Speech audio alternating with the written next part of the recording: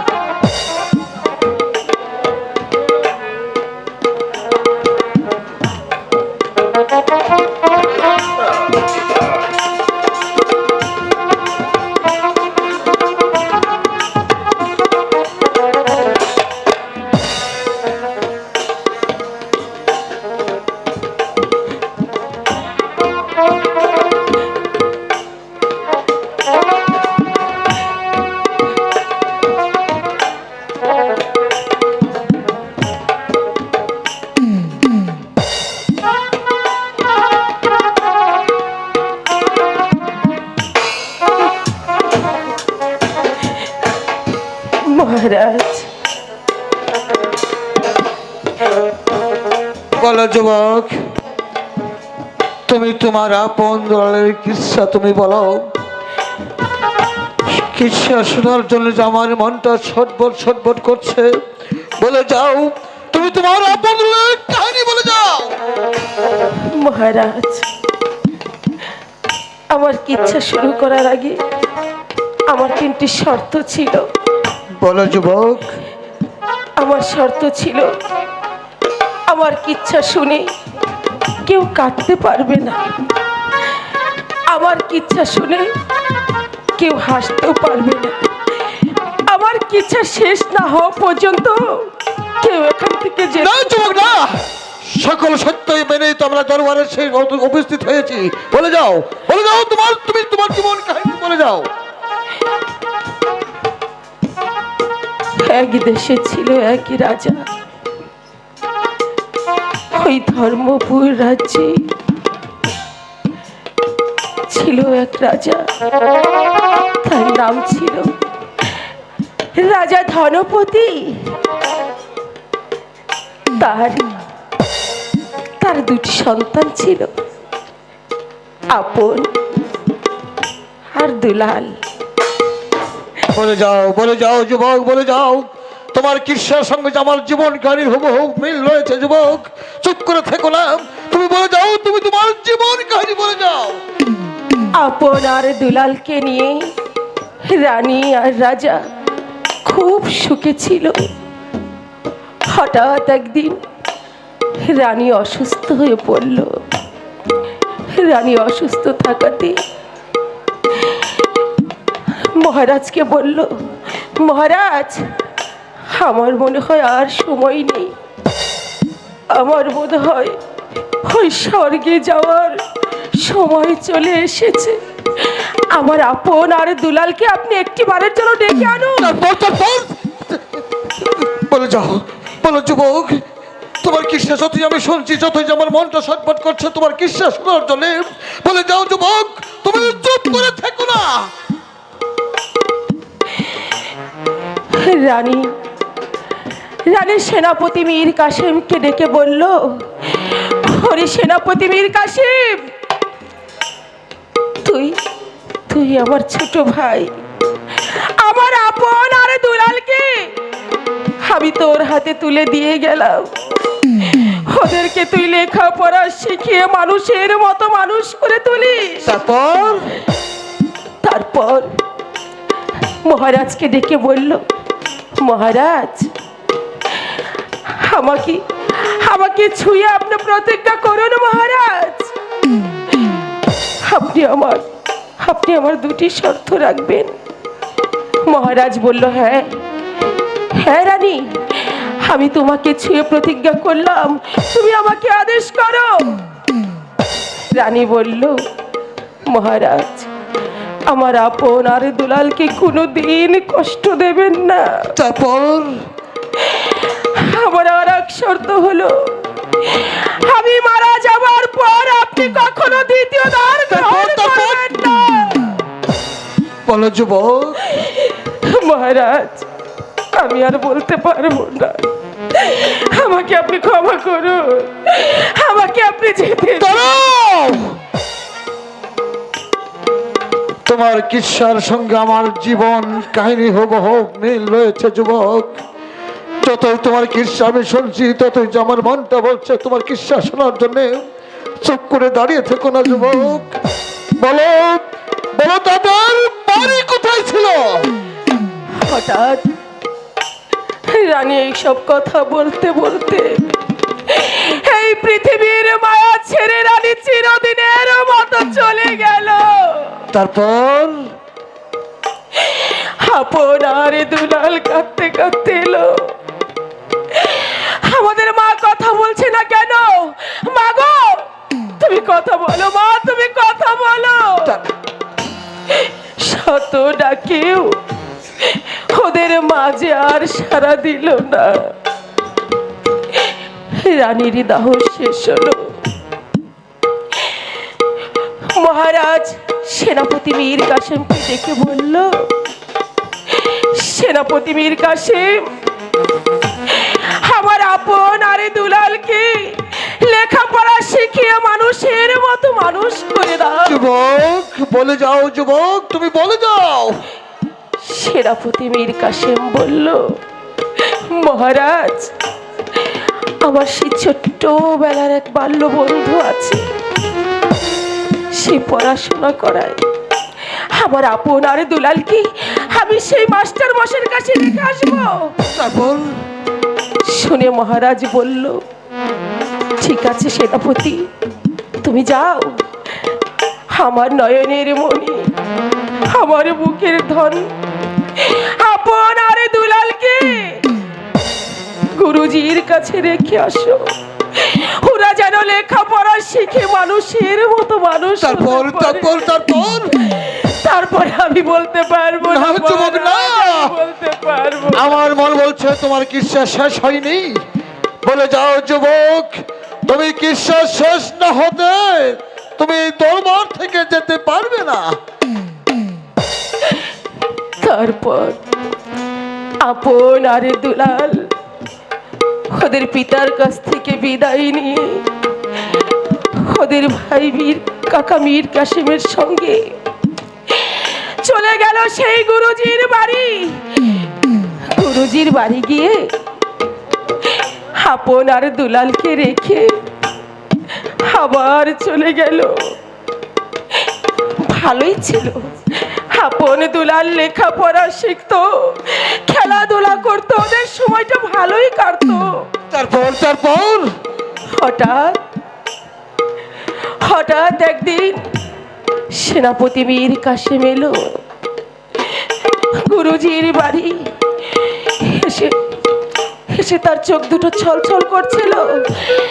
গুরুজি বলছে, তোমার তোমার চোখে জল কেন? কি হয়েছে তোমার, বলো।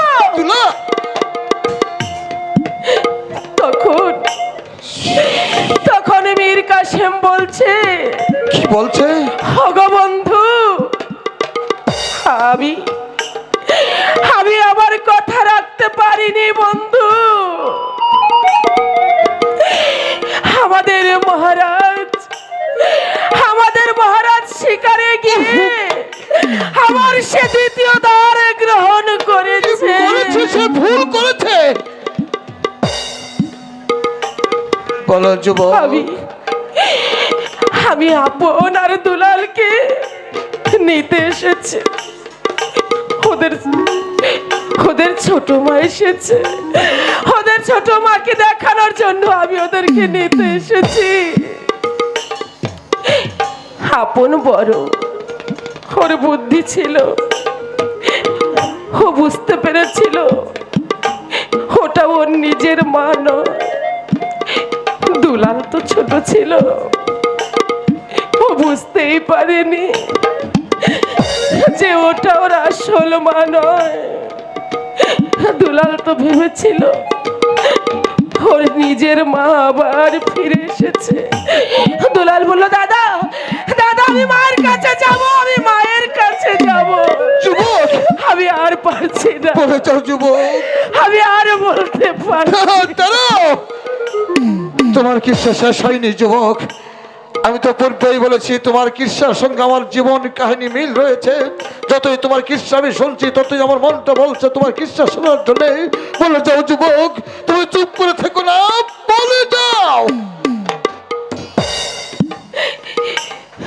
গুরুজির কাছ থেকে বিদায় নিয়ে আপন আরে দুলাল আর সেনাপতি মীর কাছে প্রাসাদে ফিরে এলো। যাওয়ার সময় গুরুজির গায়ের একখানা চাদর চাদর আপনকে উপহার দিয়েছিল,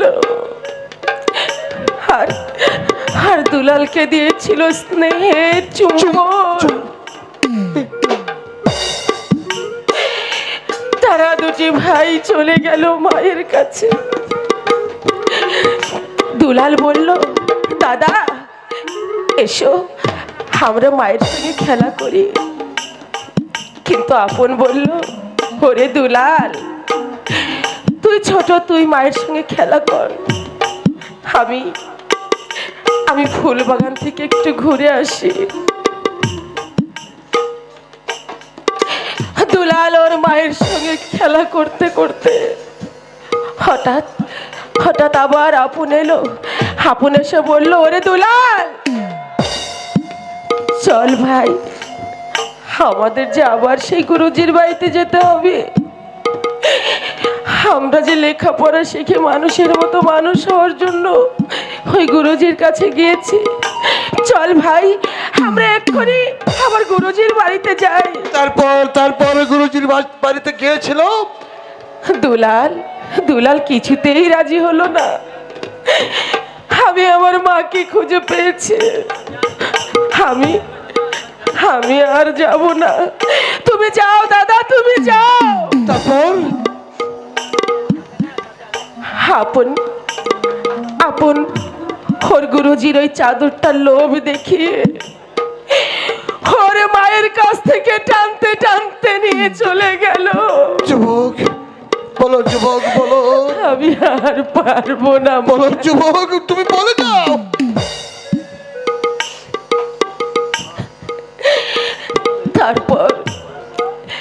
তারপর একদিন হঠাৎ করে মহারাজকে রানী বলল, মহারাজ আমার হরিণের মাংস খেতে ইচ্ছে করছে। হরিণের মাংস? তখন মহারাজ বলল, রানী তুমি আমার কাছে হরিণের মাংস খেতে চেয়েছো, ঠিক আছে আমি যাব, আমি তোমার জন্য হরিণ শিকার করতে যাব। তখন আপন আর দুলাল এসে বলল, পিতা গো, আমরা দু ভাই থাকতে আপনি কেন যাবেন হরিণ শিকার করতে? আমরা দুটি ভাই হরিণ শিকার করতে যাব। দুলালকে দিল তীরধনু, আপনকে দিল রশি। দু ভাই সেগুলো নিয়ে শিকার করতে করতে হঠাৎ দুলালের জল পিপাসা পেল। জল দিয়েছিল। দুলাল বলছে, দাদা গো আমাকে তুমি একটু জল দাও, জল না হলে আমি যে বাঁচবো না দাদা। যুবক, তুমি তুমি কি জল দেয়নি?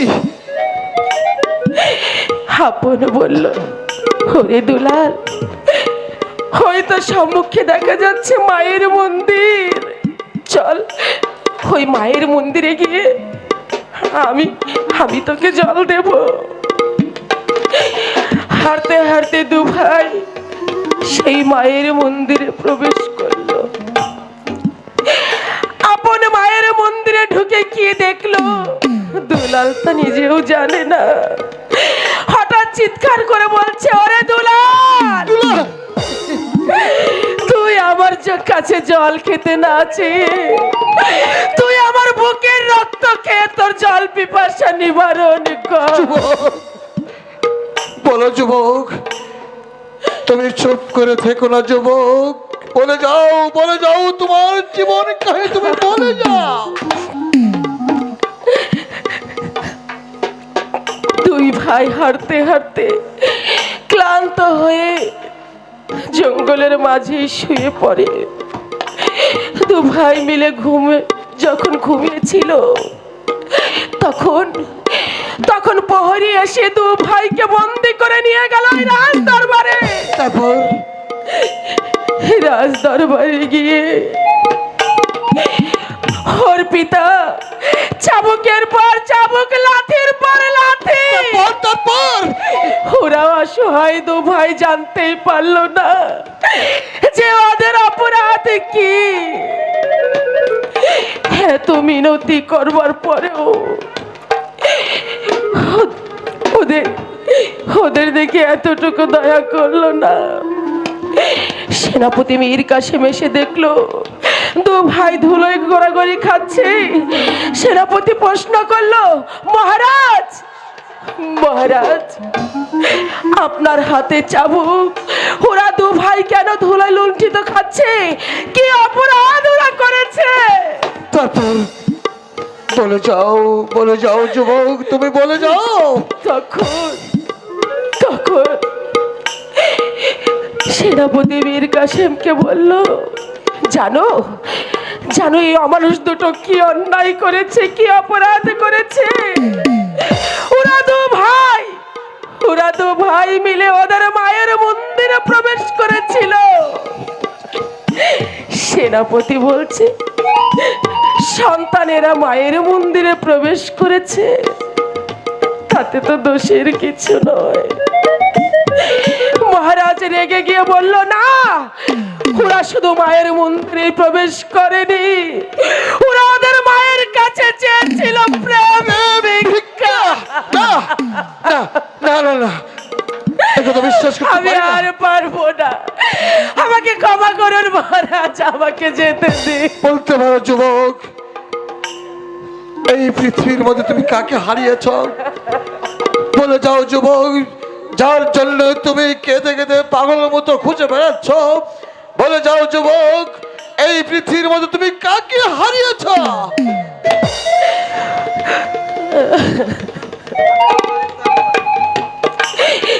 তারপর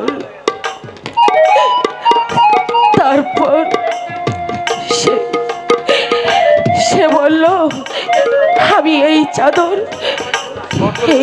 চাদরের কথা আমি বিশ্বাস করি না, এর মধ্যে নিশ্চয়ই কোনো গোপন রহস্য লুকিয়ে আছে। যা করেছে মন্ত্রী জং বাহাদুর আর চন্দ্রমতি, মহারাজ কারো কোনো কথা না শুনে সঙ্গে সঙ্গে বলল, না, আমি ওদের বিচার করব, আমি ওদের বিচার করব। রানী তো শুধু বলেই চলেছে, বিচার করুন মহারাজ, আপনি আমার বিচার করুন। বিচার বিচার বিচার বিচার বিচার বিচার তারপর কি বিচার করেছিল?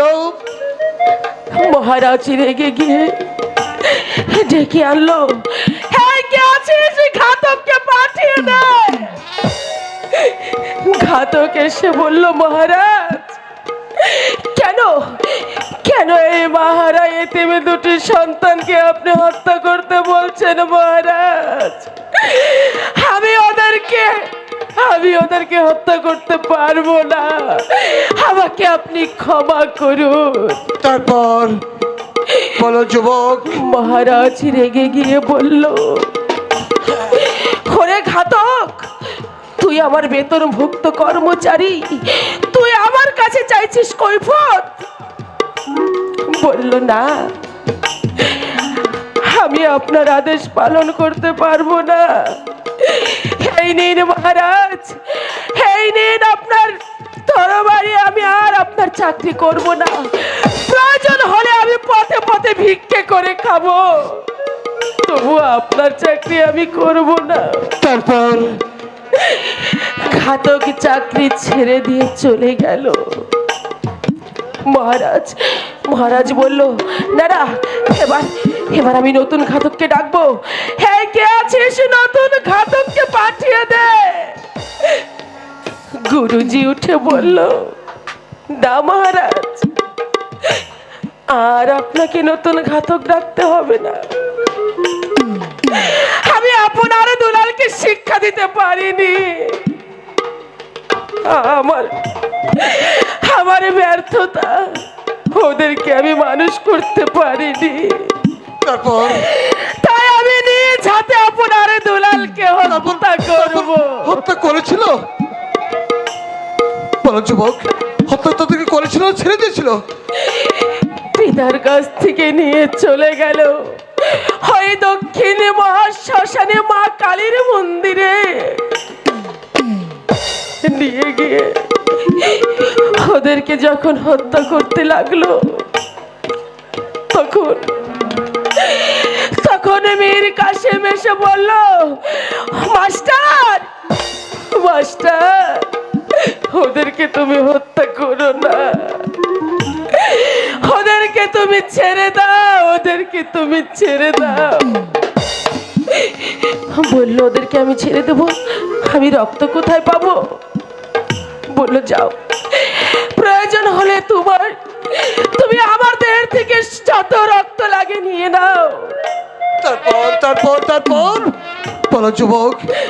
তারপর মীর কাসেম বলল, ওরে আপন, ওরে দুলাল, ওই যে মাঠে দুটো ঘোড়া দেখা যায়, একটা লাল আর একটা সাদা, এই দু ভাই দুটি ঘোড়ার পিঠে চড়ি, তোদের দুটি চোখ যেদিকে যায় তোরা সেদিকে চলে যা।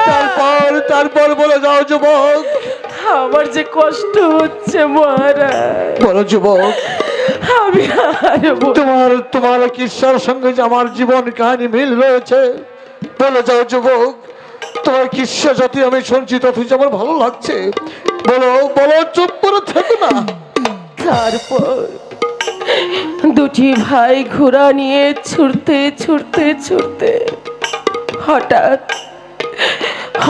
রাস্তায় আবার দুলালের জল পিপাসা জল তৃষ্ণা আবার লেগেছিল। বলো যুবক, জল দিয়েছিল? দাদা গো, দাদা, আমাকে একটু জল দাও না দাদা, জল না খেলে আমি যে আর বাঁচবো না। বলো।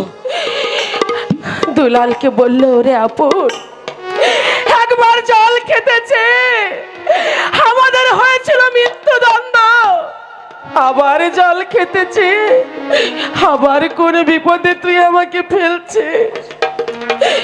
বলল, না দাদা, আমি কোনো কথা শুনতে চাই না, আমাকে তুমি জল এনে দাও, যেখান থেকে পারো আমাকে জল এনে দাও।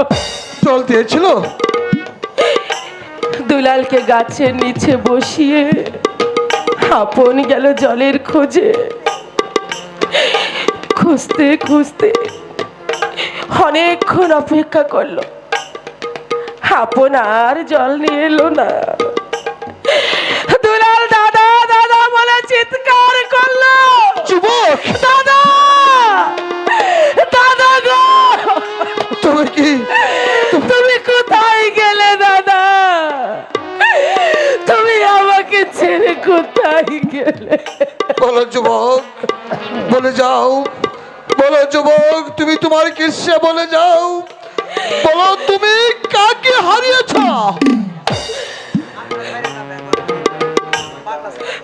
আরে দাদাকে, দাদাকে খুঁজে পেল না।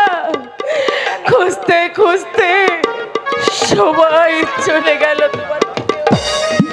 বলো, বলে যাও যুবক, এই পৃথিবীর মধ্যে তোমার আপনজন বলতে কেউ কি নেই? ওরে আমার কে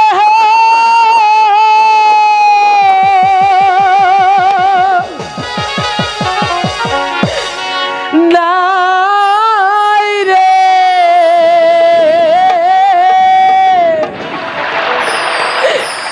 আমি যে পথের ছেলে, আমার কে নাই রে, আমি যে পথের ছেলে।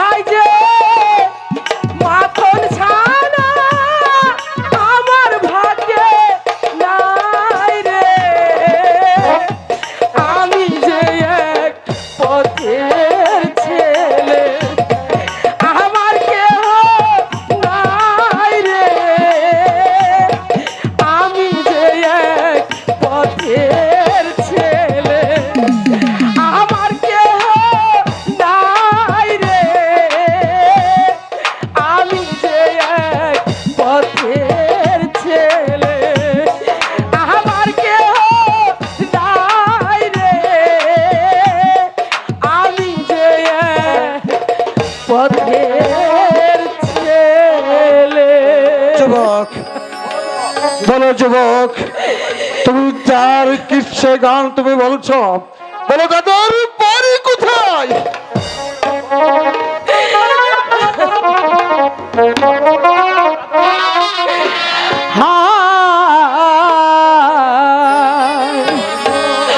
ধর্মপুরে বাড়ি আমার, পিতা ধনপতি।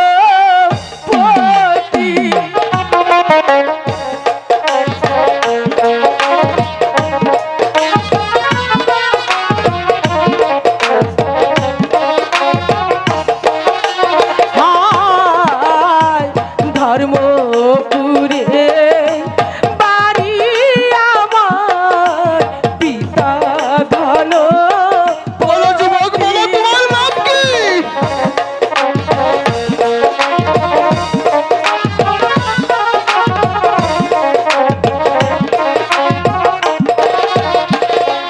হাই গো আমার নামটি দুঃখ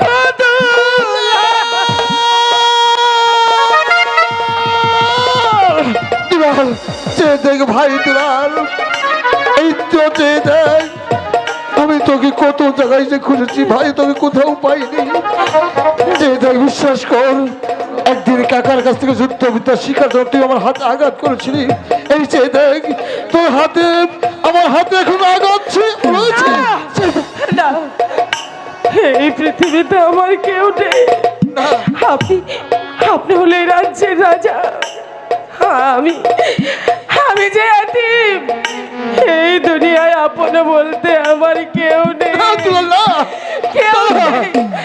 আপনি আমার ভাই হতে পারেন না, আমার ভাইকে মনের ভাগে খেয়ে ফেলেছে আপনি আমার ভাই। আমি সেই তোর হতভাগা দাদা, জল আনতে গিয়ে যে আমি দেখেছিলাম, তোকে বলতে সাহস পাইনি ভাই।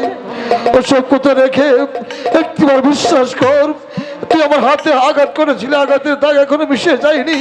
আমি তোর বড় দাদা, আমি যে তোর হারিয়ে যাবার দাদা। না, না, আপনি আমার ভাই না, আমি চলে যাব, আমি চলে যাব।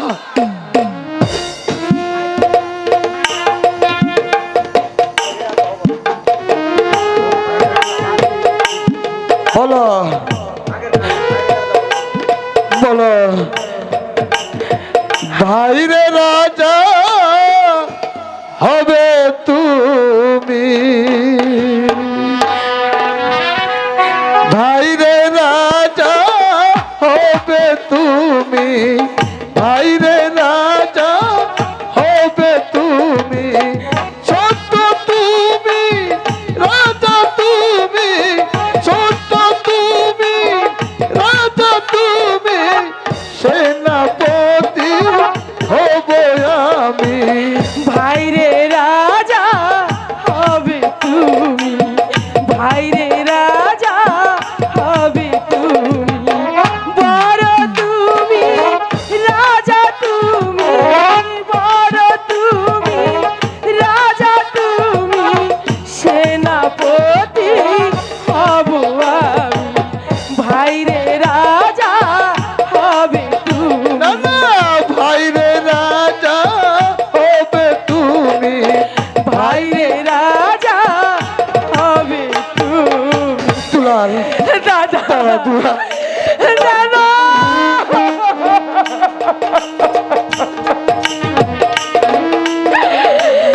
দাদা গো, দুঃখ কষ্টে ভাই, আমি তোকে অনেক জায়গায় খুঁজেছি ভাই, কোথাও পাইনি। তাই তো ভাগ্যের নির্মম পরিহাস, আমি এখানে রাজা হয়েছি। তাই তো তোকে ভগবান আমার কাছে ফিরিয়ে এনেছে ভাই। যে দেখ,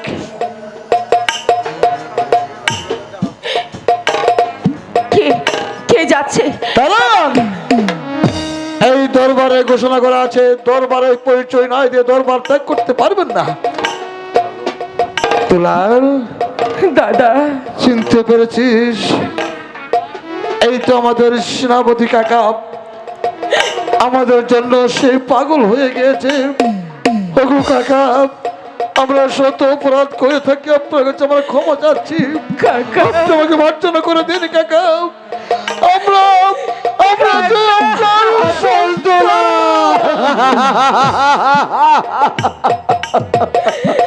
কাকামণি, দুলাল কাকা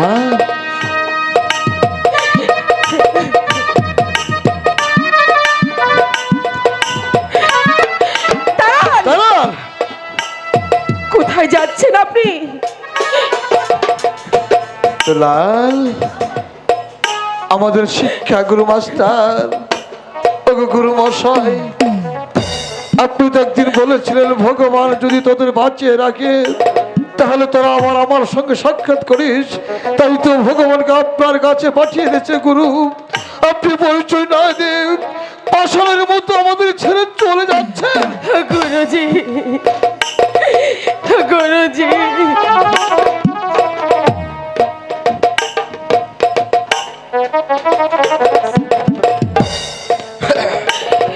গুরুজি, অরে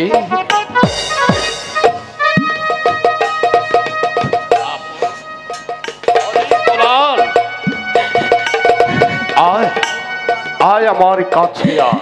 গুরুজি, গুরুজি, গুরু মশাই, আপন গুরু মশাই,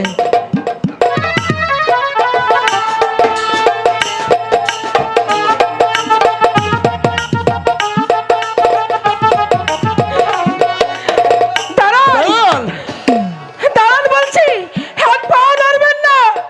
শুনুন আমাদের কথা, শুনুন।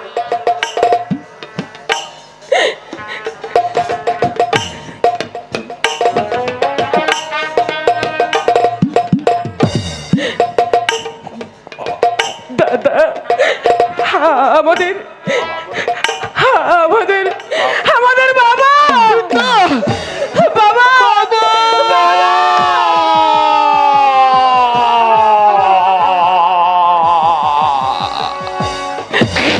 ওরে ডাকিস না, আমাকে বাবা বলে আর ডাকিস না।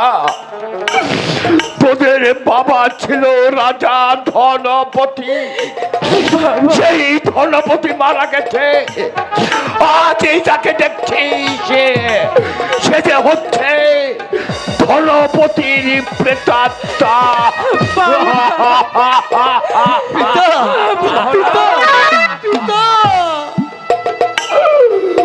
ওরে আপন, পিতা, ওরে দুলাল, আজ আমি সব হারিয়ে আবার সব ফিরে পেয়েছি।